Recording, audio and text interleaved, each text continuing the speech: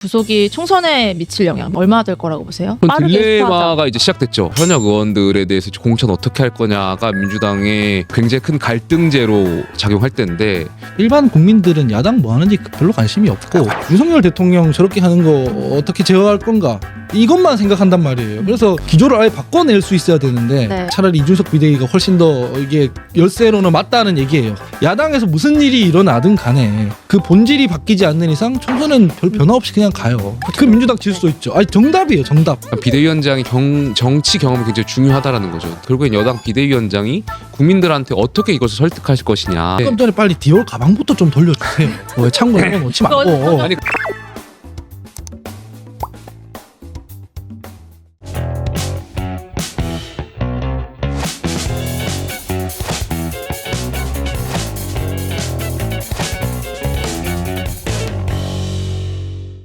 돈봉투 의혹 핵심 의혹으로 수사받던 송영길 전 민주당 대표 구속된 거 얘기를 빨리 해봐야 될 것 같아요. 법원이 금품 수수에 일정 부분 관여한 점이 소명돼서 사안이 중하다. 그리고 증거인멸 우려도 있다라고 해서 영장 발부 배경 밝혔는데요.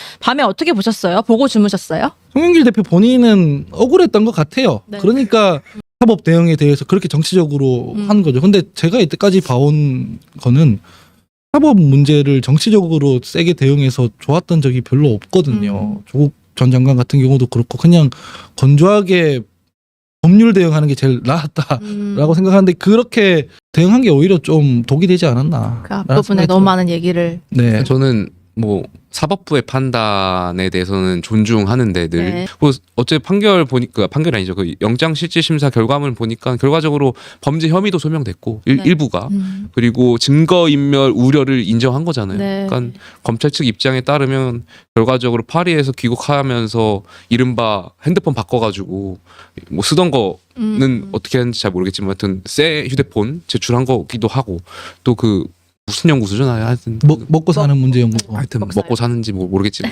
그 연구소를 압수수색할 때도 하드 다 교체했다라는 거고, 그러니까 충분히 증거인멸에 대한 우려가 있었던 것이 인정된 것 같고 또 여기에 관련된 종범들이 지금 구속되어 있는 상태이고 사실상 몸통이라고 해석되는 이 주범인 송영길 전 대표에 대해서는 저는 영장실질심사에 대한 충분한 법적인 판단이 있지 않았나. 근데 어제 이 구속이 총선에 미칠 영향, 민주당에 미칠 영향 얼마나 될 거라고 보세요?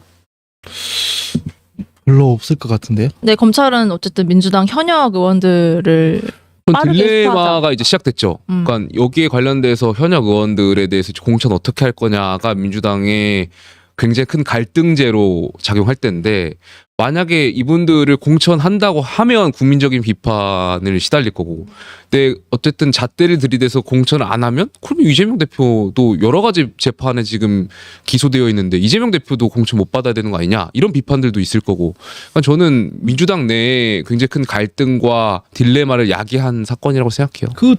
제가 계속 반복돼서 말씀드립니다만 일반 국민들은 야당 뭐 하는지 별로 관심이 없고 관심 많아요. 그다음에 여론조사상으로 보면 다음 총선은 그냥 국민의힘이 이겨요. 여론조사의 흐름을 보면 비등비등하거나 국민의힘이 이긴다고요? 저희 조금 더 높거나 그러니까 여론조사만 보면 정당 지지율만 보면은 국민의힘을 선택하겠다는 국민들이 더 많아요. 네. 하지만 그럼에도 불구하고 왜 불안하냐, 국민의힘에서 왜 불안해하느냐, 정당 지지율과 상관없이 가기 때문이에요. 이게 송영길 대표 구속, 뭐 사법 리스크 이런 문제들 다 국민들이 알지만 그게 머릿속에 있는 게 아니라 윤석열 대통령 저렇게 하는 거 어떻게 제어할 건가 이것만 생각한단 말이에요. 그래서 계속 반복적으로 말씀드리지만 누가 더 잘 못하나 경쟁하겠다.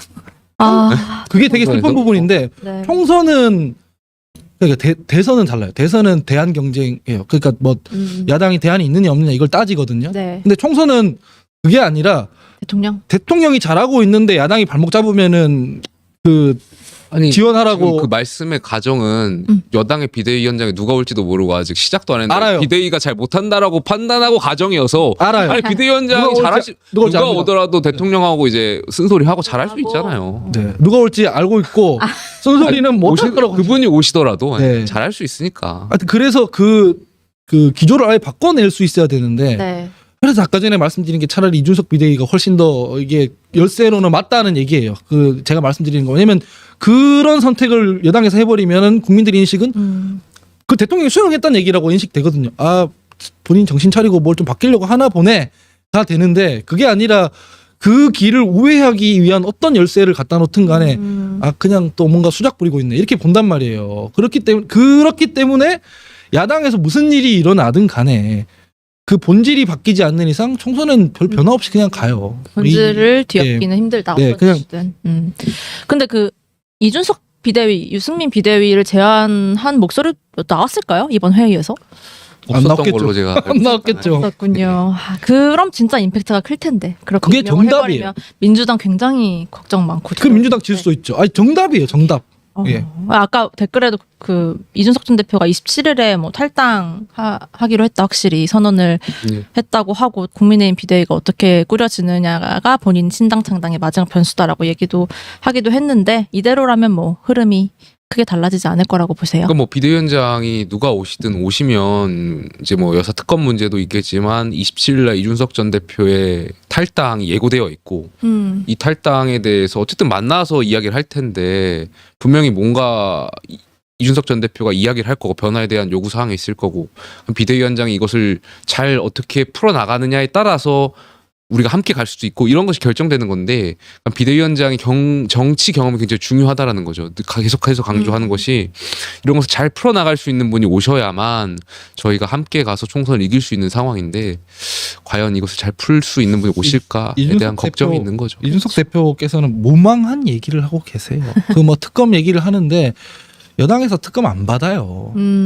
특검 받지도 않고 거부권 행사할 거고 제 요구 와도 그냥 반대할 거예요. 그건 대통령한테 선택지에 없는 옵션일 거예요. 지금. 그러니까 현실적으로 저는 거부권을 행사한다고 하더라도 그러니까 현실 정치에서 네. 사실 살아있는 권력을 향해서 여사를 향해서 특검을 하라고 요구하고 그것을 받는다는 것 자체가 사실 쉽지 않은 일이고 레임덕인데 바로. 그 거부권을 사용할 저는 가능성이 굉장히 높고 네. 한다고 하더라도 결국엔 여당 비대위원장이 국민들한테 어떻게 이것을 설득할 것이냐 이게 정치력인 거잖아요. 그리고 제가 예상할 앞으로 수 있어요.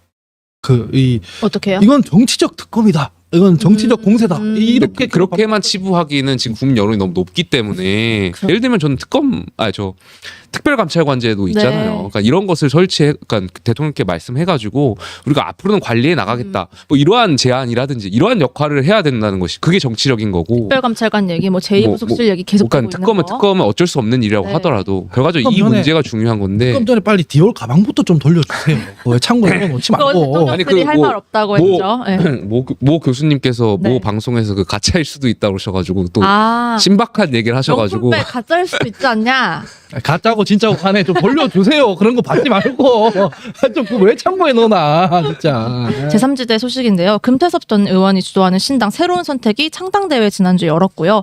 금태섭 공동대표는 총선 30석 얻겠다라고 포부도 밝혔고 여기에 여러분들이 이제 참여를 해서 자리를 좀 채워주셨는데 뭐 류호정 의원의 뭐 탈당 문제 등등 해서 이것도 여러 얘기가 많아요. 좀 총평? 망할 거예요. 아니 새로 하는 정치 세력이면은 기성 정당들 기성 정치 세력들이 원칙을 안 지키는 것에 대해 대비되는 네. 우리는 원칙 지킨다 이렇게 가야 되잖아요. 류호정 의원 저 방송할 때 그냥 면전에 대놓고 얘기했거든요. 같이 방송하셨잖아요. 반론을 못 하더라고. 아. 뭐냐면 이런 건데 핑계가 그거예요. 설문조사 했더니면은 뭐 새로운 선택인가? 새로운 선택이랑 같이 선거연합신당 하는 거에 찬성하는 사람이 4분의 1이었다. 정의당 내부에서. 그러므로 나는 그 사람들 설득해야 된다. 이러더라고. 근데 내가 뭐라고 물었냐면은 그건 선거연합신당에 투표한 4분의 1 아니냐. 근데 당신은 선거연합신당이 아니라 당대당 통합 아니냐. 선거연합신당은 정의당은 그대로 두고 네. 선거연합하고 난 뒤에 핵심 5위는 이거에 동의한 건데 당신은 정의당 깨고 통합하자는 게 그건데 다른 얘기를 하면서 왜 경강부에 하냐. 첫 번째가 이거였고 두 번째는 류호정이라는 개인 후보한테 표를 줘서 당신이 의원된 게 아니지 않느냐. 정당 투표해가지고 정의당 지지하는 사람들에 의해 당신이 의원된 거 아니냐. 근데 정의당 뛰쳐나갈 거라고 하면은 당연히 그 의원직 내려놔야 되는 거 아니냐. 여기 두 개에 대해서 설명을 해봐라. 못해요. 욕 먹겠대. 그 방송에서 진짜 워딩이 같이 했거든요. 네, 봤어요. 그래도 아니, 같이 하는 거 방송 봤다. 같이 했는데 워딩이 그냥 욕 먹겠습니다였어요. 이게 엄청 무원칙하게 보인다는 거를 이 그들 스스로 모르고 있어요. 30석? 제가 봤을 때 3석도 못해요. 정의당 비례대표예요. 비례대표라고 하면은 당원들이 이제 그러니까 국민들이 그 당을 보고 이제 네. 투표를 하는 거잖아요. 그러니까 정의당에 소속된 의원으로서 어떤 역할을 기대하고 투표한 건데 어쨌든 창당을 하려고 하는데 그 직을 유지하고 한다. 비례대표직을 유지한다. 그거는 당인으로서도 책임 정치에 맞지 않는 부분이 있다라고 보여지고요. 지금 손해 보더라도 원칙을 지켜야 나중에 더 많이 네. 이 신뢰받을 수 있고 가져갈 수 있는 건데 지금 당장 요 앞에 것 때문에 그 무원칙적인 이걸 하잖아요. 지금 이재명 대표, 윤석열 대통령 비판받는 게 다 그런 거예요. 코앞에 것만 보니까 그런 거거든요. 근데 젊은 사람이 우리는 기성정당 안 되겠다고 해서 새로 해보겠다고 하는 사람들이 저런 짓 하면은 사람들이 어떻게 보겠어요? 우리 요정 의원 앞으로 이제 오래 정치를 하셔야 되기 때문에 좀 더 멀리 봐라. 하루 지날수록 정치 생명이 팍팍 깎일 거고 저 당적 이 비례직을 유지하고 하루 활동할수록 그 새로운 정당에 대한 기대 심리나 지지율이 팍팍 깎일 거라고 보면 돼요. 근데 지금 1월 달까지 간다면서요. 그럼 뭐 그 당 망하는 거지 뭐.